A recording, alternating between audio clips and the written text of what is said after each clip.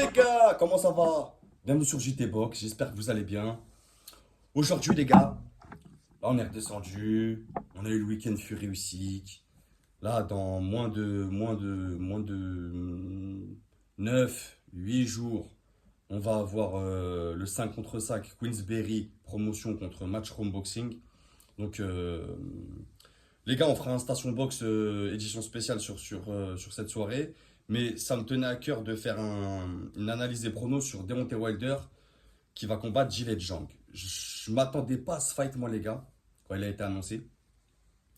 C'est des poids lourds, euh, agréablement surpris.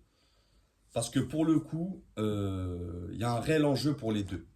Je vais m'expliquer. Ça sera samedi 1er juin, les gars, en Arabie Saoudite. Donc, grosse soirée avec de gros fights. Disponible sur DAZN, pay-per-view 19 balles 99. Sinon, tu connais, Telegram, IPTV, USPN Plus aussi, chaîne américaine, je crois. À l'heure où je fais la vidéo, là, il y a eu pas mal de votes. Il y a 65% qui voient Wilder gagner et 35% qui voient Zhang gagner. On va présenter un peu les boxeurs et ensuite on va faire une analyse des pronos dans la vidéo, les gars. Mais je vous avoue, ce combat-là, il va me toucher. Vraiment, il va me toucher. J'aime bien les deux. C'est des bons boxeurs. Ah, ça a été difficile de faire un choix. Mais bon, je vais tenter de m'expliquer. Donc, Wilder, les gars, top 22 mondial, top 3 américain, 47 combats, 43 victoires, 3 défaites, un match nul. Il a 174 rounds dans les pattes depuis qu'il est passé pro en 2008. Droitier, 38 ans, 2,01 m. Son dernier fight, c'était contre Joseph Parker en décembre 2023. Il perd à la décision. Zhang, top 9 mondial, top 1 chinois. Bon, en même temps, ils sont 4 poids lourds. Donc, c'était logique qu'il soit premier. Il a 29 combats, 26 victoires, 2 défaites, un match nul. Il a 105 rounds dans les pattes depuis qu'il est passé pro en 2014. C'est un gaucher. Il a 41 ans, les gars. 1,98 m. Il n'y aura pas trop une différence. Il n'y a pas une trop grande différence. Son dernier fight, Joseph Parker, en mars 2024. Donc, il n'y a pas longtemps. Il perd à la décision. Gros fight. Les deux hommes, ils ont le même adversaire, le dernier adversaire en commun. Et ils ont une défaite du même homme en commun, Joseph Parker. C'est important de le signaler. C'est important parce que on va prendre d'abord Joseph Parker contre Wilder. On a vu un Wilder qui manquait de faim. Vraiment pas bien sur ses appuis. Moi, il m'inquiète sur ses appuis. Il a des petites jambes, les gars. Après, c'est un puncher. Mais il a des petits appuis. Ça m'inquiète sur sa fin de carrière. On a vu un Zhang contre Parker manquer de cardio. Comme on l'avait dit, de toute façon, comme on le sait tous. Hmm. Et en voyant Parker, parce que Parker il prend d'abord Wilder, il gagne. Et en voyant Parker gagner contre Zhang, comme il l'a fait, avec l'intelligence, la stratégie, la tactique, et aller chercher sa victoire, malgré quelques downs, je me suis dit, on a vu un grand Parker. Parker, il est en grande forme. Donc, Wilder, peut-être qu'il était dans un jour sans, peut-être qu'il a plus faim. On va essayer d'analyser ça, les gars. Il y a pas mal de paramètres à prendre en compte, mais il y a aussi l'âge. L'âge, les gars. Wilder, 38 ans, Zhang, 41 ans. Ils sont sur une fin de carrière dans le sens où je pense qu'ils ont plus trop de challenge à faire à ce niveau-là. Ils savent que pour avoir une chance mondiale, ça va être difficile. Je pense pas que Wilder, il a déjà été champion, les gars, WBC.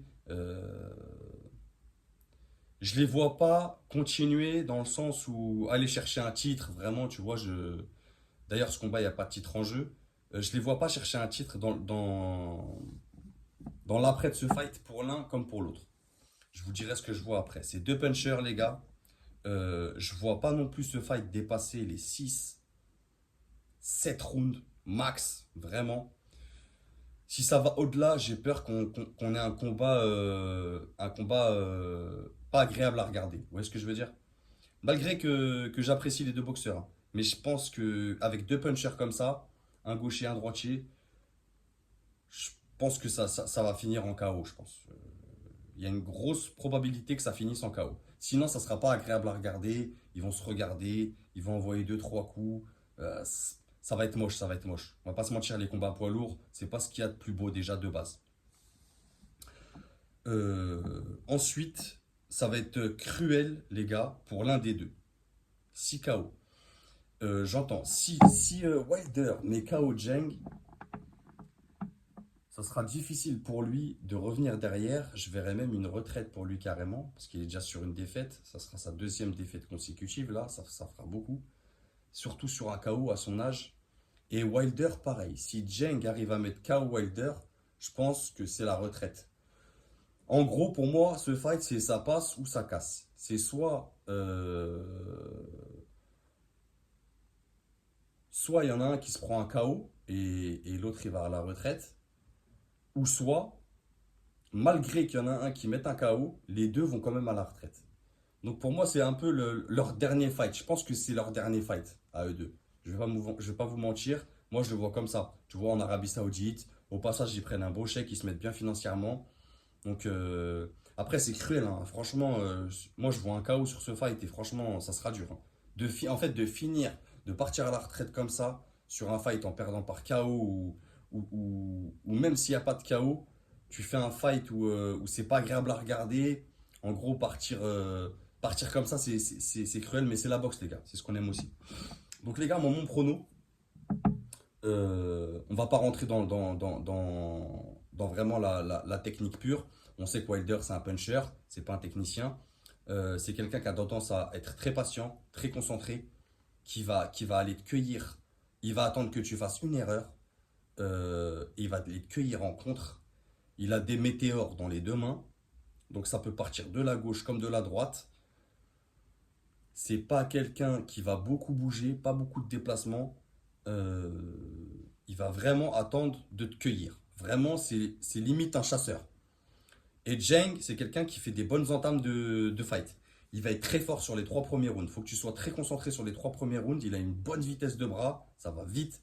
Ça pique. Il a un bon direct. Il a un bras arrière. C'est un train, carrément, qui arrive dans ta tête. Donc, il faut que tu sois super concentré.